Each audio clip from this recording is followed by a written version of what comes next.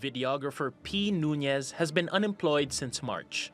The marketing agency she worked for closed down due to COVID-19 restrictions.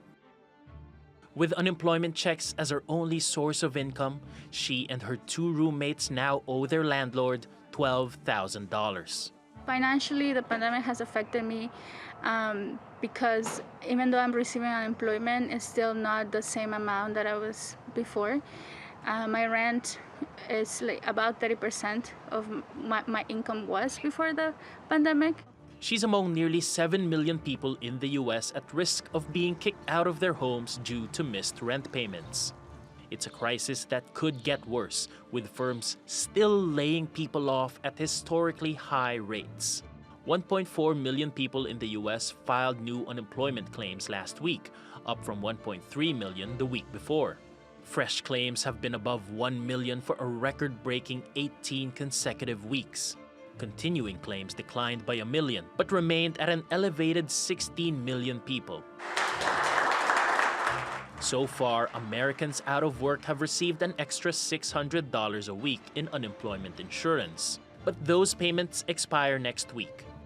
House Democrats have proposed a $3 trillion stimulus package that would extend the benefits. The Republican-led Senate has countered with a less generous $1 trillion in aid. Obviously, you can't pass the bill in the Senate without the Democrats, and we'll begin to talk to them as well. The White House is trying to broker a compromise among lawmakers from both parties. Failure to reach a deal could leave millions of Americans out in the cold. Paolo Montecillo, TRT World. Well, for more on America's jobs crisis, let's go to Mickey Levy. He is chief economist for the US and Asia at Berenberg Capital Markets in New York. Welcome back to the program, Mickey. Now, for the last 4 months, week after week, we've seen the number of jobless claims steadily decline, so giving Americans hope that perhaps the jobs market was slowly recovering. Last week, a bit of a shock to the system, the first rise in claims in 4 months. Do you think this is a direct result of the coronavirus surge that we're currently seeing in parts of America? Unfortunately, yes, I do. So, put it into context. In May and June, there were 7.5 million jobs created. So we got about a third of the bounce back from the sharp decline in March and April. But now we have a little setback because states like California, Florida, Texas, they've had a big increase in COVID-19, and this is leading to shutdowns. And also you have a lot of labor market churn. While some businesses are rehiring, which is not part of the unemployment claims, other firms are having debt problems, cash flow problems, and are laying off. So I look for the economy to continue to expand. But what's going on now does suggest that it's going to take a while for the recovery to really continue.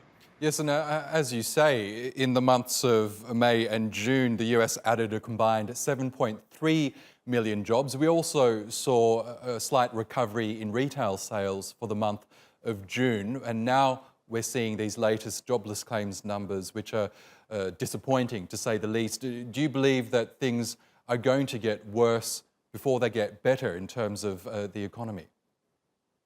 Not much worse.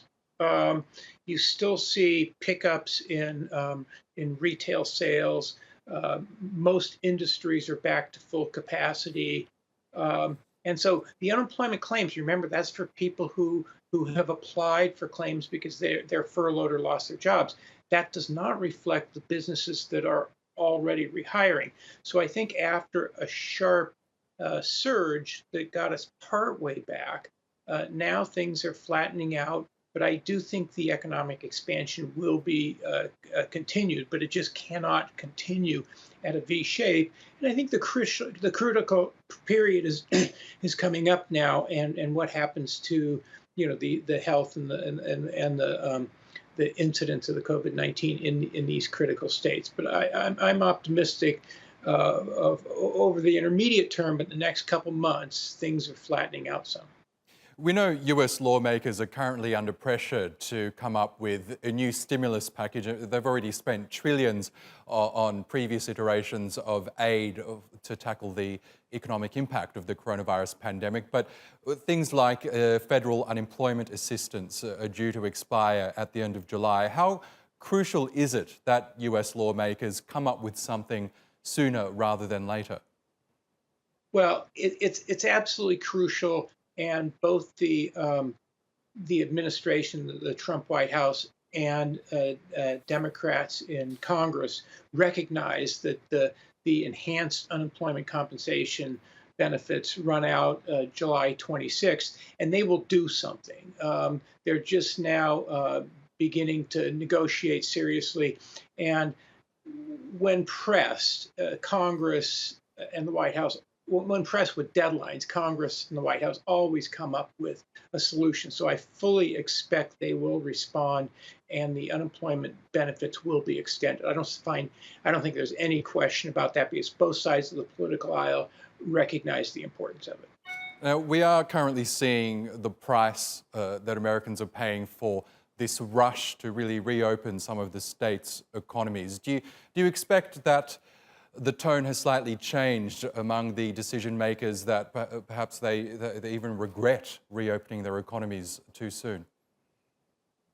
Well, yes, and you know, when we look at what's happened in the United States, it's just been so unorganized, with lack of complete and reliable information.